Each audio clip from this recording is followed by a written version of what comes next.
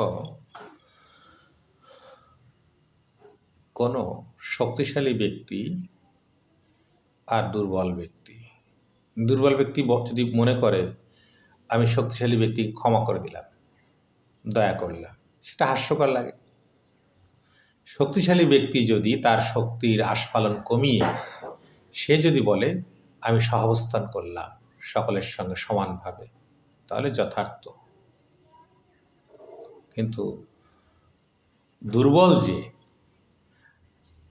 সে তো নিজেই পারবে না লড়াই করে। তাহলে সমাজে যারা কর্তৃত্ব করছে, যে শ্রেণী, তাদের একটা সংহতি আছে, একতাবদ্ধতা আছে। মিডিয়া, সংস্কৃতি, সেটা চলচ্চিত্র হোক, নাটক হোক, গান হোক, সর্বত্রে হোক। সুতরাং সেক্ষেত্রে তাদের সেই জায়গায় পৌঁছানো কঠিন আছে। সেই জায়গাতে একচেটিয়া কারবার চলে। তুমি আমাকে দেখাও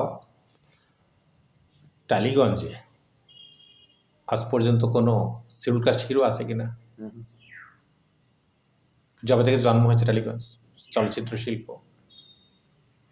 বাংলায় না, সবাই বাঙালিরা না, জাতপাত মানে না। আমি বহুদিন ভাবতাম ছবি বিশ্বাস মনে হয় তারপরে জানতে পারলাম না। এবং আরো বলছি, সাউথ ইন্ডিয়ায় দু চারটে আছে, কিন্তু এই নয় যে তারা প্রোগ্রেসিভ না, ওখানেও ডেঞ্জারাস জাতপাত। কিন্তু কোনো কোনো পরিচালক এই বিতর্কিত লোকদের নিয়ে যখন বিজনেস করে, তখন তাকে টপে রেখে বিজনেস করে। তখন একটা দুটো এরকম হিরো বেরিয়ে আসে। মুম্বাইয়ে কজন আছে শিডিউল কাস্ট হিরো? তাহলে এবং এটা শুধু ভারতবর্ষের চিত্র নয়, আমি যেটা বললাম, হলিউডের এই চিত্র ছিল। কিন্তু হলিউডে যেহেতু আমেরিকা অবস্থান করছে, আমেরিকা সারা পৃথিবীর সর্বদেশের মানুষের একটা ডেমোক্রেটিক রাইট নিয়ে যদি কেউ আন্দোলন করে, সেটা যদি সুযোগ পেয়ে যায়, তার একটা ফয়সালা হয়। আমেরিকাতে কী করলো? ব্ল্যাক, তারা কোটা সিস্টেম করে দিল, রিজার্ভেশন। যে কোনো ফিল্ম, যে কোনো পরিচালক করতে গেলে কোটাতে নিতে হবে, হ্যাঁ, তোমার ক্যারেক্টার নিতে হবে। সেই জন্য ব্ল্যাক, কোনো হলিউড সিনেমাতে ব্ল্যাক ক্যারেক্টার থাকবে। কিন্তু আমাদের এখানেও নেয়, কোটা আছে আমাদের, কিন্তু অভিনয় যে করে সে নয়, গল্পের চরিত্র নিচুজাতকে হেয় চোখে দেখা, ঘৃণ্য তৈরি করা, চাকর বাকর তৈরি করা, তাকে গালমন্দ করা, এসব খাওয়ার জন্য যে ক্যারেক্টারটা, ওই ক্যারেক্টারটা ছোট জাতের হয়, কিন্তু অভিনয়টা করে সে উচ্চমানের লোক। এই তো ইদানিং যত সিনেমা বেরোলো, এই যা দেখলাম কয়েকটা, সবই তো তাই। এই মানে কাস্ট পলিটিক্স নিয়ে যত সিনেমা বেরোচ্ছে, সেখানটা সবকটা সবর্ণ লোক অভিনেতারাই চরিত্রগুলো করছে। এবং আমি ভাবছি যে এই গ্যাপটা কি করে পূরণ হবে? মানে এই গ্যাপটা ক্ষমতা, কর্তৃত্ব, বললাম কি যে মিডিয়া, কালচার, ইকোনমিক্স, পলিটিক্স, সর্বত্রই যাদের হাতে রয়েছে, তারা নিয়ন্ত্রণ করছে এটা। হ্যাঁ, একদিন মানুষ স্বপ্ন দেখেছিল যে আমরা এই রাজত্বে খুব খারাপ অবস্থা আছি, আমরা একদম স্বর্গীয় অবস্থানে পৌঁছাবো, পরিবর্তন চাই, পরিবর্তন করলো, স্বর্গে পৌঁছে গেল। কি স্বর্গ? না, যে ছেলেটা স্কুলে চাকরি করতো, মোটরসাইকেল কিনতে পারতো না, হয়তো সাইকেল কিনতে হতো, সেই ছেলেটা এখন স্কুলে চাকরি পাওয়ার দরকার হচ্ছে না, ক্লাবে যাচ্ছে, মোটরসাইকেল পাচ্ছে, হাতে সোনার ব্রেসলেট পাচ্ছে, মদের বোতলও পাচ্ছে, মাংসও পাচ্ছে। সুতরাং আগের সাথে স্বর্গে আছে কিনা? জীবনযাত্রার মান উন্নত হয়েছে সেই ছেলেটার। স্বর্গের পুরো কনসেপ্টটাই তো ভোগবাদের কনসেপ্ট। যত ভোগ করতে পারবো, হ্যাঁ স্যার, সেইভাবে তো আমরা স্বর্গেই রয়েছি। আমরা তো সন্ন্যাস নই যে আমরা ভোগবাদের বিরুদ্ধে যাব। আমরা জীবনে জন্মেছি সংসার পরিজন নিয়ে সুখ ভোগ করার জন্য, আমার সন্তান যেন থাকে দুধে ভাতে।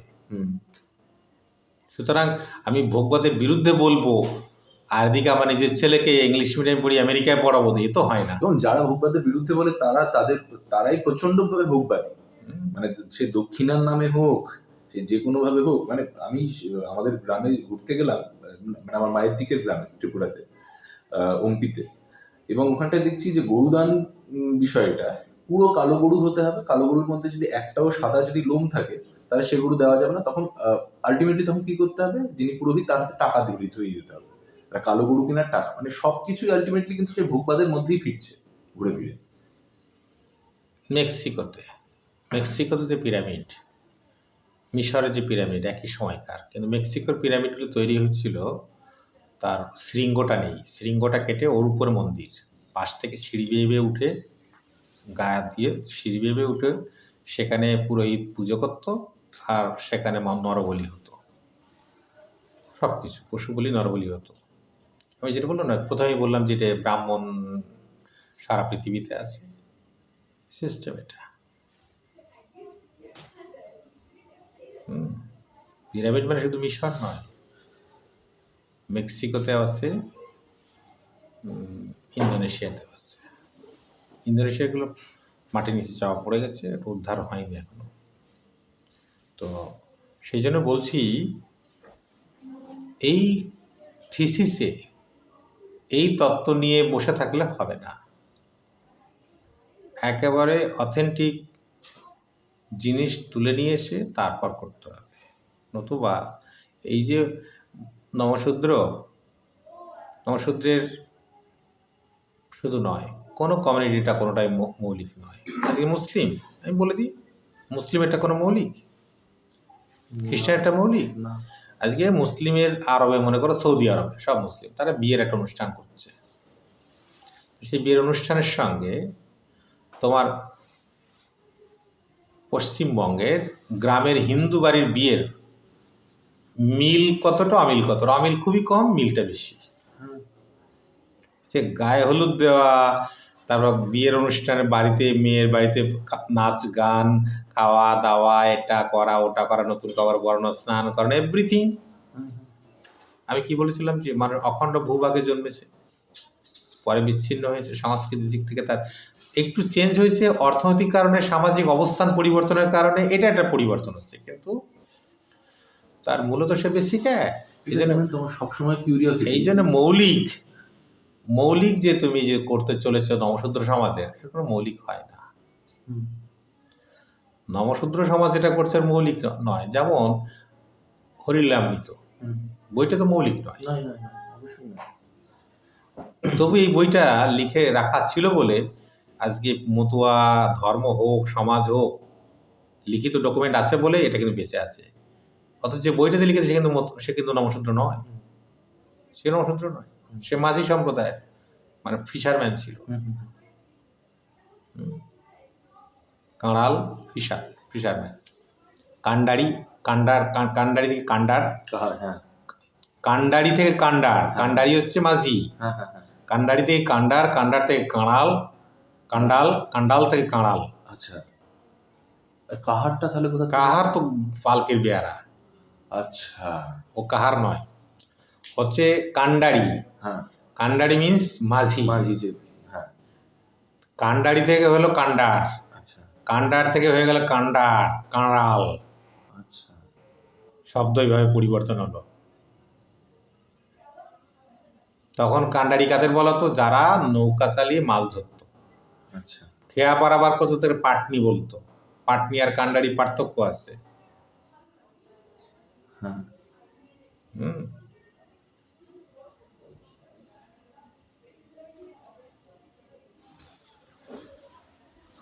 ফোন করবেন নাকি? ফোন করবো স্যার।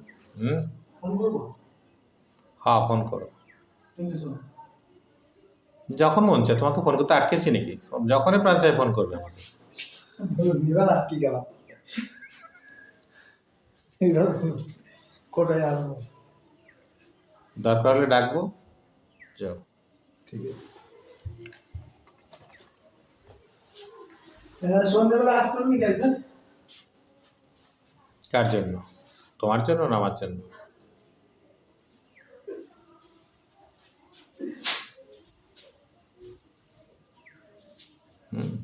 তো সেই জন্য আজকে এই মতুয়ার অস্তিত্ব দেখতে পেত না। আর মতুয়া ওই বইটা আছে বলে একটা দল চারদিকে বেশ শক্তিশালী পলিটিক্স এবং সামাজিকভাবে সব কিছু করে, কিন্তু যদি এই বইটা না থাকতো, পরবর্তী বইগুলো লেখা হওয়ার কোনো চান্স ছিল না।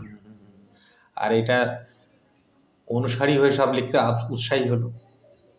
যদি এটা না থাকতো, এটা না করতো, সেটা একটা রূপ হতো। আছে, তারপরেও বিচ্ছিন্ন রূপ আছে, আমি বলে দিচ্ছি, আছে তারপরে বিচ্ছিন্ন রূপ। কেমন? মতো সমাজের মধ্যে অনুকূল ঠাকুরের অনুসারী আছে, বিভিন্ন বাউল অনুসারী আছে, বৈষ্ণব আছে, শাক্ত আছে, শৈব আছে, আছে তো। আবার একদল আছে সনাতনী। সনাতনী কেন? একদম ব্রাহ্মণের পৌরোহিততন্ত্র যেমন চলে সেই সিস্টেমে চলে, বাংলাদেশের মতুয়া সমাজ যেটা সেভাবে চলে, ওরাকান্দি থেকে শুরু করে সব। তো কি করবে? মানে আমরা হচ্ছি একদম পিওর মতুয়া, এরকম টাইপের একটা ব্যাপার। পিওর বলে কেউ নেই জগৎ, আমি বললাম না, না। যারা ওই সনাতনী বলছে তারা সেই ক্লেমটা করছে যে তারা একদম সবচেয়ে পিওর, আর বাকিরা অপভ্রংশ এরকম। তা এই যে এত কিছু সব একসঙ্গে জুড়ে আছে, যে ব্যক্তি কঠিন মতুয়া ছাড়া চলে না, মতুয়ার আদর্শ ছাড়া 3 বেলা ব্রাহ্মণকে গালাগাল দেয়, 3 বেলা বিভিন্ন দেবদেবী সম্পর্কে বাজে কথা বলে, মতুয়ার অনুষ্ঠানে ভাষণ দিয়ে তারপরে গাড়ি করে তারাপীঠে পুজো দিয়ে 1 রাত কাটিয়ে তারপর বাড়ি ফেরে। বাড়িতে লক্ষ্মী পুজো, সরস্বতী পুজো থেকে ধরে সবকিছু এবং সবকিছু। আচ্ছা, তাহলে আমরা লক্ষ্মীর বদলে মা শান্তি মাতাকে লক্ষ্মী মনে করে পুজো দিলাম, তাই তুমি কি করলে? শুধু মূর্তিটা পাল্টালে তো। এই ভাস্করের মূর্তি এ যা বানিয়েছে, ও আর একজন অন্যরকম বানিয়েছে, পার্থক্য এটা আর কিছুই নেই, একই তো আছো। এবং জল ফেলা, মালা টেপা, ফোঁটা কাটা নাই, কানে কানে মন্ত্র, এসবে হবে না। এটা যারা প্রচার করছে তারাই কানে মন্ত্র দিয়ে তারাই করে করছে, বিরাট বিরাট লোক। পুরো পাগল গোসাই, পুরো একটা পুরো পাগল গোসাই না, বড় বড় লোক সবই আছে এর মধ্যে যুক্ত। অ্যাটাচিবর্তী দক্ষিণা পায় তারা, 100 টাকা, 500 টাকা, 1000 টাকা, 2000 টাকা, 5000 টাকা, যে যা প্রণাম করবে টাকা দিবি, প্রণাম করবে টাকা দিবি, না হলে বাড়ি থেকে নিয়ে আয়, অমুক করে নিয়ে আয়, চেয়ে নিয়ে আয়। দান করতে গেলে চেয়েও দান করা যায়, ধার করেও দান করা যায়, পুণ্য হবে তাতে। কোন কালচার এটা? মতুয়া লেবার কালচার এটা।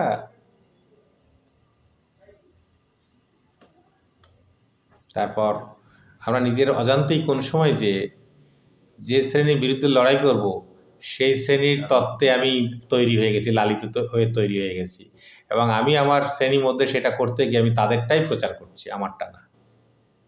আমি আমার অরিজিনালটাকে তাদের ফর্মে তৈরি করছি, হবে নাকি তাই? অরিজিনাল থাকে।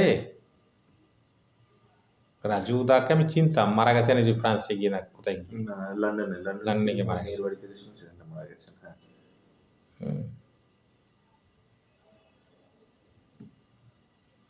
ওনার স্ত্রী এখন খুব খারাপ অবস্থায়, প্রায় 36 কিলো ওজন হয়ে গেছে, একা একা থাকেন। আমি যখন বাড়ি যাই একটু ভালো কথা টথা বলি একটু, তো এইটুকু বলা যায় তারা কন্টেন্টটাকে নিয়েছে, যে আমি নিম্নবর্গের একটা গল্প নিলাম, মতুয়ার একটা গল্প নিলাম, সিভিলকার একটা গল্প নিলাম, এই গল্পটুকু নিয়েছে, এছাড়া আর কিছু না। ফর্ম বলে নতুন কিছু না, বরং ওই ফর্মটাকে তারা মনে করছে অমার্জিত, অশ্লীল, লিখেছো আত্মকথার মধ্যে, অশ্লীল মনে করেছে তারা। বলছি তো, যে ব্যক্তি কলকাতাতে বসে চাকরি পেয়েছে, কলকাতার আদব কায়দা রপ্ত করেছে, নিজের অস্তিত্বকে অস্বীকার করেছে, নিজেকে নতুন করে চেহারা ছবির দিকে, আয়নার দিকে তাকিয়ে দেখেছে আমাকে ব্রাহ্মণ কালার লাগে, আমার গায়ের রং লাগে, ফিগার এরকম লাগে, সে তখন তার শেকড়টাকে কেটে বাদ দিয়ে নিজে ওরকম হয়ে গেছে। তারপর দীর্ঘদিন এই জীবনযাপনে সে তার স্বজাতিকে দেখে ঘৃণার চোখে দেখেছে এবং বলেছে, বাবা আমার জিত কেমন যেন স্থূল ভাব, এটা ভালো লাগে না, গা ঘিন ঘিন করে দেখলে। যেদিন তার যে সমাজের মধ্যে অবস্থান করছিল, সেই সমাজের লোকেরা তাকে জায়গা দেয়নি শেষ জীবনে, যখন সে তার নিজের সমাজের লোকেরা তাকে আস্তে আস্তে তাকে আশ্রয় দিল, শেল্টার দিল, তখন তার ভেতরে স্বীকারোক্তি আসছে, আমি অমুক জাতি ছিলাম, আমি এই জাতি, আমার এই করতো, আমার বাপ মা, আমার এই ছিল। তখন আচ্ছা করার পর এইবার এইবার যে শুধু স্বীকারোক্তি দিচ্ছে, দেওয়ার পরও এইবার কি তার ওই এতদিনে যে ফর্মের মধ্যে ছিল সে ফর্মটাকে আর বুঝতে পারছে? পারছে না। সে তার সন্তানকে দিয়েছে স্বজাতির মধ্যে ভালো যোগ্যতম ছেলে পায়নি নাকি, যোগ্যতম মেয়ে পায়নি নাকি, তাই সে তখন ওই জায়গায় গাছ, বড় গাছে নৌকা বেঁধেছে, ঝড় তুফানের ভয় নেই তার। সে যদি এখন সাহিত্য লেখে, সে যদি এখন সাহিত্য চর্চা করে, তার জীবনে যদি সাহিত্য হয়, সে যদি সংগ্রামের কথা বলে যে আমরা আমরা আমরা আমাদের, আমি তোমাদের দলিত, আমি তোমাদের দলিত, তোমার জীবনযাত্রা দলিত নয়, তোমার মনটা দলিত নয়, তোমার মনটা তৈরি হয়ে গেছে অতদিন আগে, সেই জন্য তুমি করতে পারো না, সেটা ভুলভাল করছো। আর এইটাই যখন আমি বলবো অমুক দলিল আমাদের দলিত মানুষের কণ্ঠস্বর নয়, ওটা হচ্ছে ওই যে কাক হয়ে ময়ূরের পেখম লাগিয়ে যেখানে ময়ূরের দলে মিশেছিল, ময়ূরের খোঁচা খেয়ে তখন এসে ময়ূরের গান করছে, কোনো কীর্তন,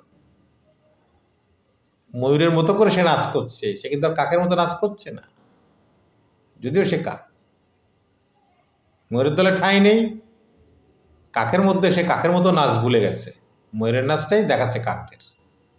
এই প্রচন্ড, এই যে আপনি যে সমস্যাটা বলছেন না, যখন আমি এই এবং এটা ভেতরের মধ্যে জমতে থাকে আমার, এই দলিত সাহিত্য, এই ওই যত যা যা যাবতীয় যত সংস্থা, যখন এগুলোর মধ্যে যাই দেখি, ধরো দলিত সাহিত্যর কর্ণধার যারা হয়েছে তারা দলিত সাহিত্য বিচার করছে কি করে, না দলিত সাহিত্য হবে কিরকম, ও বিচারের মানদণ্ড রেখেছে কিন্তু ওই উচ্চবর্ণের কাছে শেখা যে মানদণ্ড সেটা দিয়েও বিচার করতে শুরু করেছে, ওই ফর্মটা দিতে শুরু করেছে, ওই ফর্মে দলিত সাহিত্যের ওই ফর্ম হবে না।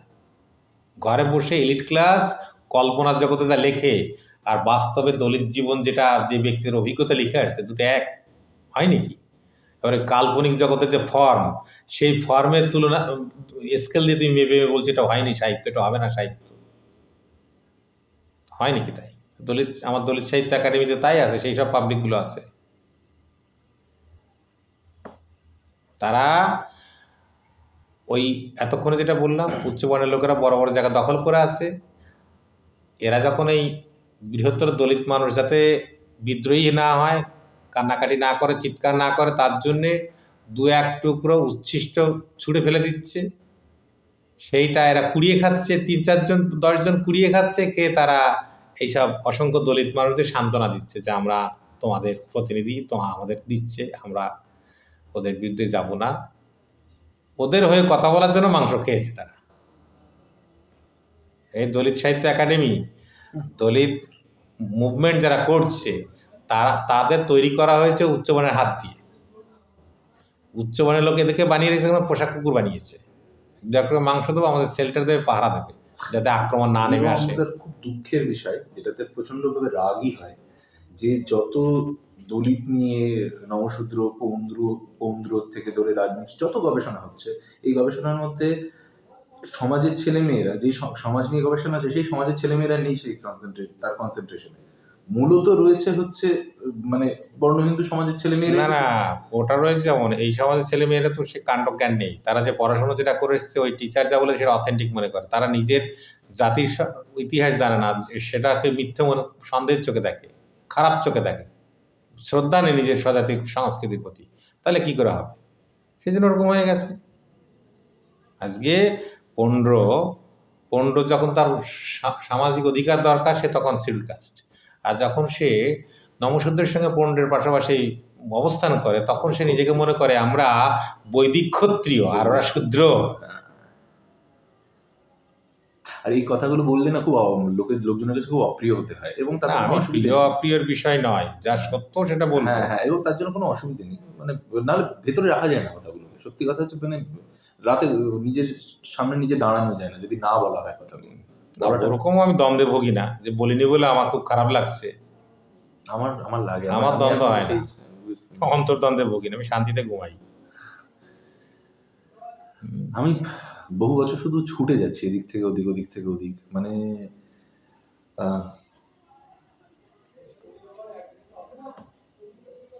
নেই আর কি। এই যে যা বললাম, এই যে স্কেল, যে যে গোষ্ঠী থেকে এসছে সেই গোষ্ঠীর ইতিহাসটাকে হয় ভুলে গেছে, নইলে উচ্চ গোষ্ঠীর দ্বারা লালিত হয়ে বিভ্রান্তের মধ্যে আছে, নইলে বিশ্বাস করছে, তার মাথার মধ্যে আগের থেকে সেট আপ হয়ে আছে যেটা, ওইটাকে সে মুছতে পারছে না, মোছার চেষ্টাও করছে না। সে ভাবছে যা জেনেছে এটাই সত্য, এই স্কেল দিয়ে মাপ হবে এইগুলো। সেটা শিডিউল কাস্ট অধ্যাপকও তাই ভাবে। সেই জন্য তার, সে নিজেও জানে না যে আদৌ আমি সঠিক না ভুল। এইটার জন্য তার অন্তত দরকার ইভ্যালুয়েশান, সেলফ ইভ্যালুয়েশান দরকার হয়। ঠিকঠাক করে একটা নিজেকে ভেঙে নতুন করে তৈরি করতে গেলে সেটা করা দরকার। এতে তোমার সুপারভাইজারও তার বাইরে নয়।